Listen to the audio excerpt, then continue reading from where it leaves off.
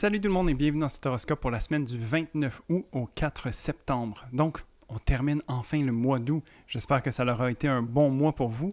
Et puis, malgré un petit peu toutes les tensions et tout ça, j'espère que le changement d'air qu'il y a eu la semaine passée vous fait du bien.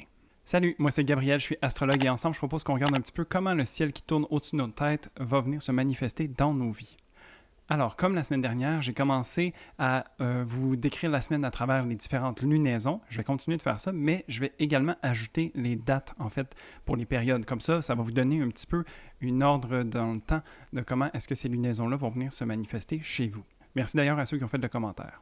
Alors, pour cette semaine, la Lune se déplace entre le signe de la Balance, du Scorpion et du Sagittaire.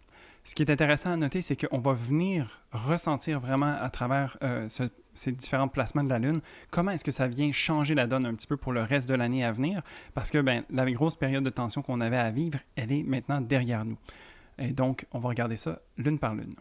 Alors, on commence cette semaine avec la Lune en Balance du 29 août au 31. Ici, c'est une Lune qui est tournée vers l'autre, qui a envie de bien voir qu'est-ce qui est important pour elle, d'être en bonne relation avec les autres et de trouver un certain équilibre. On a ce désir de regarder ses besoins, mais aussi de prendre les besoins des autres en considération et puis de trouver le meilleur équilibre possible pour tout le monde. On a besoin d'harmonie, en fait. Ça peut être une bonne lunaison aussi pour s'entourer de belles choses et puis de se permettre une certaine douceur, surtout sachant qu'on terminait la semaine précédente dans une lune en vierge, donc on était un peu plus dans un mode analytique. Donc ici, on se ramène un peu dans l'échange avec l'autre et puis on essaie de voir comment ça vient nous faire miroir tout ça. Cette lune, donc, elle va rencontrer Mercure, qui est également en balance. Alors, vraiment, c'est un bon moment en ce début de semaine pour être tourné vers l'autre, d'avoir des bons échanges, de nourrir sa curiosité, de aussi faire profiter l'autre de tous les acquis qu'on a pu avoir. Donc, d'être dans ce mode d'échange peut vraiment nous apporter beaucoup. Et puis, on peut également apporter à l'autre. À travers tout ça, il y a peut-être aussi des belles prises de conscience qui peuvent se faire ressentir. Et puis, aussi, vu qu'on parle de la lune et de Mercure ensemble, des prises de conscience en lien peut-être avec nos besoins, en lien avec certaines peurs. Et puis, de se permettre de voir en fait comment est-ce que tout ça vient se positionner au niveau de nos valeurs. Donc, ça pourrait être intéressant de voir ça comme ça. Cette lune, sinon, elle est tournée vers l'autre, mais elle est également supportée dans son action. Alors, il y a un trigone avec Mars qui fait en sorte que les choses qui sont importantes pour nous, qui viennent être mises en lumière, et les choses qui viennent être mises en lumière, en fait, ça devient facile pour nous d'agir là-dessus.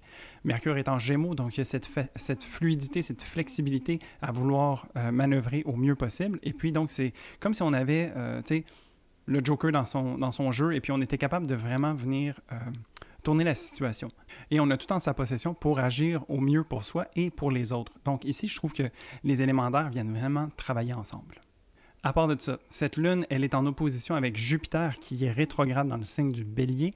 Donc, ça nous amène aussi à ouvrir notre esprit par rapport à tout ça. La lune nous parle de nos peurs, mais c'est pas une peur dans laquelle on doit se sentir enfermé, en fait. Jupiter nous amène sa lumière, nous amène sa réflexion, son introspection pour justement se libérer, en fait, de ces peurs-là, de garder l'esprit ouvert, de peut-être accueillir, apprendre à apprivoiser ses peurs, Donc ici, on est dans l'action, on est dans la contemplation, dans la réflexion, et puis tout ça va de pair pour nous offrir des belles prises de conscience, des belles épiphanies peut-être, et puis nous amener dans une sphère qu'on n'avait peut-être pas envisagée, mais qui nous ouvre l'esprit.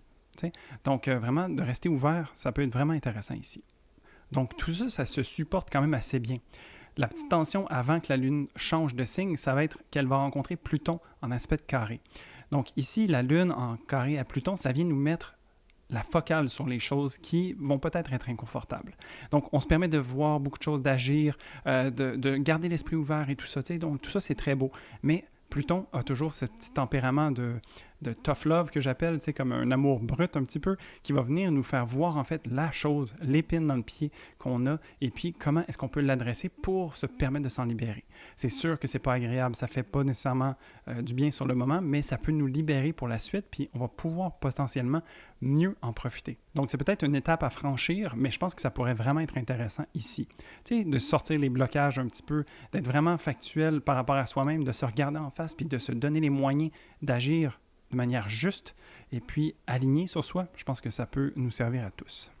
Donc, un début de semaine quand même assez intéressant qui va dans notre sens et puis qui nous permet aussi de sortir un peu de sa zone de confort étant donné qu'on a tellement d'outils pour bien œuvrer à travers tout ça. Ça nous amène donc à la Lune en Scorpion du 31 août au 2 septembre.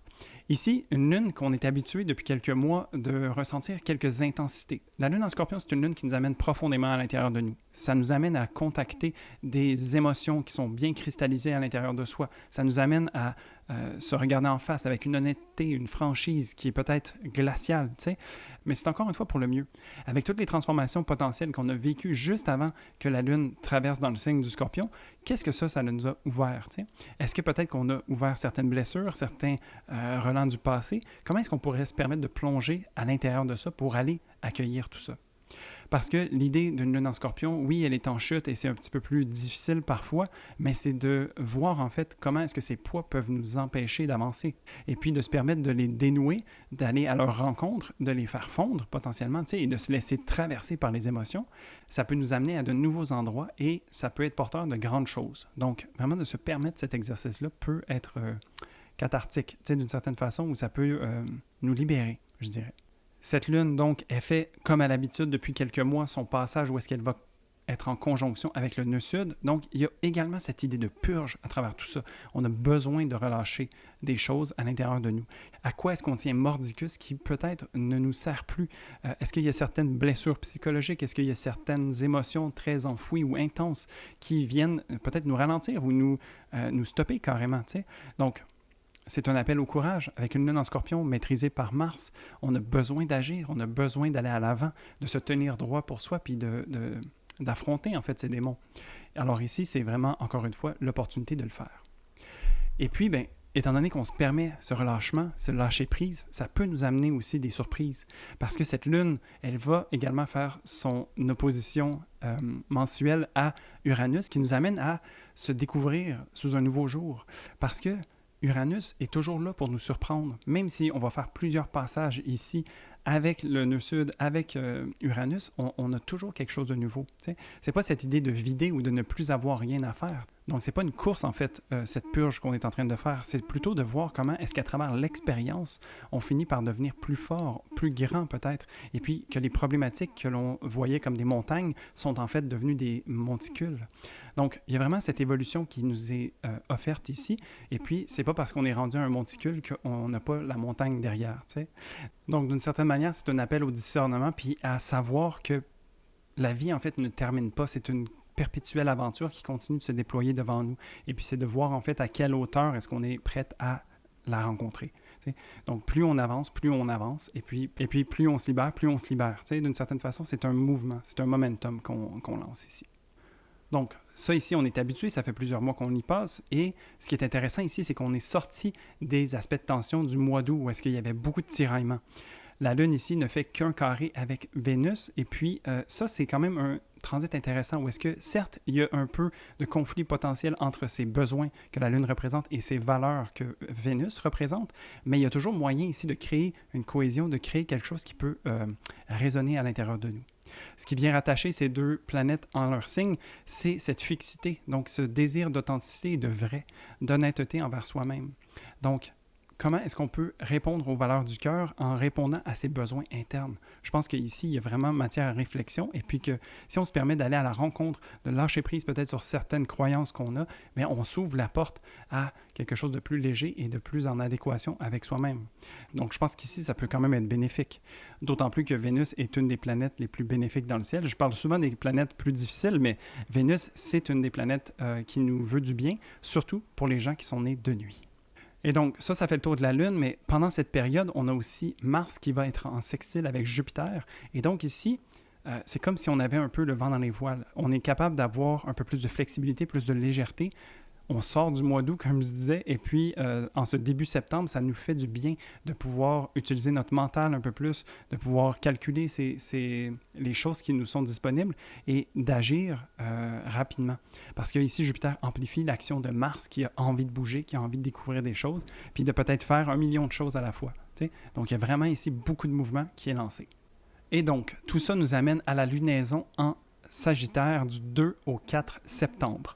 Ici, la Lune en Sagittaire, elle va être belle, elle va être douce quand même, mais il y a quand même un peu d'aspect de tension qui va se faire ressentir. Alors, Habituellement, je décris la lune en Sagittaire comme étant on s'ouvre à plus grand, on sort de la caverne du Scorpion et puis on arrive devant une plaine verdoyante devant soi. T'sais? Donc, peut-être qu'il y a toujours cet effet-là qui peut se faire ressentir, tout dépendamment où se trouve le Scorpion dans votre carte. Mais donc, étant donné que le Scorpion a quand même été plus agréable qu'il ne l'a déjà été, peut-être que ça va être un peu moins ressenti. Mais néanmoins, c'est ce désir d'aventure, d'aller plus loin. Tu sais, justement, peut-être qu'on a moins de bagages lourds parce qu'on s'est permis de lâcher prise. Alors, comment est-ce qu'on peut aller 2 fois plus loin que ce qu'on voudrait? Tu sais, il y a toujours cette volonté d'être tourné vers l'avant, vers le futur, de tirer ses flèches et puis de suivre un peu son cœur, ses envies. Donc, la lune en Sagittaire nous amène là. Cette lune, elle travaille de pair avec Jupiter et avec Mercure. Donc, encore une fois, cette idée d'amplification, ce désir de comprendre les choses, de pouvoir aussi manœuvrer rapidement. Il y a beaucoup de flexibilité ici et de momentum vers l'avant.